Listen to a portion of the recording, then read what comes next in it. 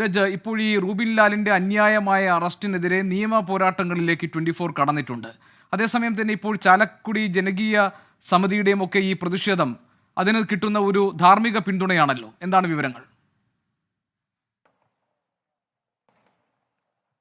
തീർച്ചയായും ഗോപികൃഷ്ണൻ, വലിയൊരു പിന്തുണ ഈ സമരത്തിന് ലഭിക്കുന്ന ഒരു കാഴ്ചയാണ് ഇന്ന് ചാലക്കുടിയിൽ കണ്ടത്. പ്രത്യേകിച്ച് ഈ അതിരപ്പള്ളിയിലെ ഉൾവനത്തിൽ കഴിയുന്ന ഊരുകളുണ്ട്, ആദിവാസി ഊരുകളുണ്ട്. അവിടെ നിന്നടക്കം, അതായത് രാവിലെ ഇറങ്ങിയ ആളുകളാണ്. അവിടെ നിന്ന് പുലർച്ചെ തന്നെ ഈ റോഡുകളിലേക്ക് എത്തി അവിടെ നിന്ന് ഈ വാഹനങ്ങളിൽ ഈ ചാലക്കുടിയിലേക്ക് എത്തിയ നിരവധി ആദിവാസി വിഭാഗത്തിൽപ്പെടുന്ന ആളുകളുണ്ട്. ചെറിയ കുട്ടികളടക്കം കൈക്കുഞ്ഞുങ്ങളുമായി വന്ന ആളുകളുണ്ട്. അങ്ങനെ അവരെ എല്ലാവരെയും പങ്കെടുപ്പിച്ചുകൊണ്ട് വലിയ ഒരു സമരമായിരുന്നു ഇന്ന് ചാലക്കുടിയിൽ അരങ്ങേറിയത്. ഇവരെ സംബന്ധിച്ച് ഈ ആദിവാസി മേഖലകളിൽ റൂബിൻ നടത്തിയ ഇടപെടലുകളുണ്ട്.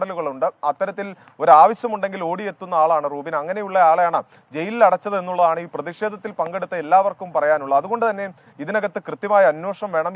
ഈ റൂബിനെ കള്ളക്കേസിൽ കുടുക്കി അറസ്റ്റ് ചെയ്ത് ജയിലിലടച്ച ഈ ചാലക്കുടി CIക്കും അതുപോലെ തന്നെ ഈ ബീറ്റ് ഫോറസ്റ്റ് ഓഫീസറുമായിട്ടുള്ള ജാക്സൺ, ഇവർക്ക് രണ്ടുപേർക്കെതിരെയും നടപടി വേണം. അതായത് ഇവരെ സസ്പെൻഡ് ചെയ്ത് സ്വതന്ത്ര അന്വേഷണം നടത്തണം എന്നൊരു ആവശ്യമാണ് ഈ ഘട്ടത്തിൽ മുന്നോട്ട് വയ്ക്കുന്നത്. അതോടൊപ്പം തന്നെ ഈ ജനകീയ കൂട്ടായ്മ മുന്നോട്ട് വയ്ക്കുന്ന ഒരു ആരോപണം, ഇതുമായി ബന്ധപ്പെട്ടുകൊണ്ട് വാഴച്ചാൽ DFOയുടെ പങ്ക് അന്വേഷിക്കണം. റൂബിൻ നേരത്തെ ഒരു വിജിലൻസ് കേസ് നൽകിയിരുന്നു. വിജിലൻസ് കേസ് നൽകിയത് ഈ വാഴച്ചാൽ DFOയ്ക്കെതിരായിരുന്നു. അതുകൊണ്ട് തന്നെ ഇത് സംബന്ധിച്ചുള്ള വാഴച്ചാൽ DFOയുടെ പങ്ക് അന്വേഷിക്കണം എന്നൊരു ആവശ്യമാണ് ഈ ജനകീയ കൂട്ടായ്മ മുന്നോട്ട് വെക്കുന്നത്. ഇത് സംബന്ധിച്ച് നമ്മളും വാഴച്ചാൽ DFOയുടെ പ്രതികരണം തേടിയിരുന്നു. പക്ഷേ വാഴച്ചാൽ DFO പറയുന്നത് ഇപ്രകാരമാണ്. അതായത് ഈ അറസ്റ്റ് നടന്നത് ചാലക്കുടി DFOയുടെ കീഴിലാണ്. അതുകൊണ്ട് തന്നെ തനിക്കിതിൽ ഒരു ഉത്തരവാദിത്വമില്ല. അതുകൊണ്ട് തന്നെ ഈ വിഷയത്തിൽ പ്രതികരിക്കാനില്ല എന്ന നിലപാടാണ് ഈ വാഴച്ചാൽ DFO ആയിട്ടുള്ള R ലക്ഷ്മി അറിയിക്കുന്നത്. പക്ഷേ ജനകീയ കൂട്ടായ്മയാവട്ടെ റൂബിനെ കള്ളക്കേസിൽ കുടുക്കിയതിലും അറസ്റ്റ് ചെയ്തതിന് പിന്നിൽ കൃത്യമായ ഇടപെടൽ അത് R ലക്ഷ്മിയുടെ ഭാഗത്തു നിന്ന് ഉണ്ടായിട്ടുണ്ട് എന്ന് ആരോപിക്കുന്നു. അതോടൊപ്പം തന്നെ വരും ദിവസങ്ങളിൽ ഈ ചാലക്കുടി അതിരപ്പള്ളി കേന്ദ്രീകരിച്ചുകൊണ്ടും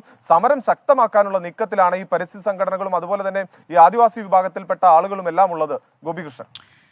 ശരി, സുരേഷ് സജിയാണ് വിവരങ്ങൾ നൽകിയത്. റൂബിൻ ലാലിന്റെ അന്യായമായ അറസ്റ്റിന് പിന്നിൽ ചില ഗൂഢാലോചന നടന്നിട്ടുണ്ടെന്നും അതിന് നേതൃത്വം കൊടുത്തത് വാഴച്ചാൽ DFO R ലക്ഷ്മിയാണെന്നുമുള്ള ആരോപണം ഉന്നയിക്കുകയാണ് ചാലക്കുടിയിലെ ജനകീയ കൂട്ടായ്മ. ഇന്ന് ഈ മുദ്രാവാക്യങ്ങൾ മുഴക്കിക്കൊണ്ടായിരുന്നു ജനകീയ കൂട്ടായ്മയുടെ പ്രതിഷേധ മാർച്ച് നടന്നത്. സുരേഷ് സജി, ഞങ്ങളുടെ പ്രതിനിധി, തൃശ്ശൂരിൽ നിന്ന് വിവരങ്ങൾ പങ്കുവയ്ക്കുകയായിരുന്നു. വിധി ദിനത്തിൽ 24 മാജിക് ജൂൺ 4 ചൊവ്വാഴ്ച രാവിലെ 5 മണി മുതൽ 24-ൽ.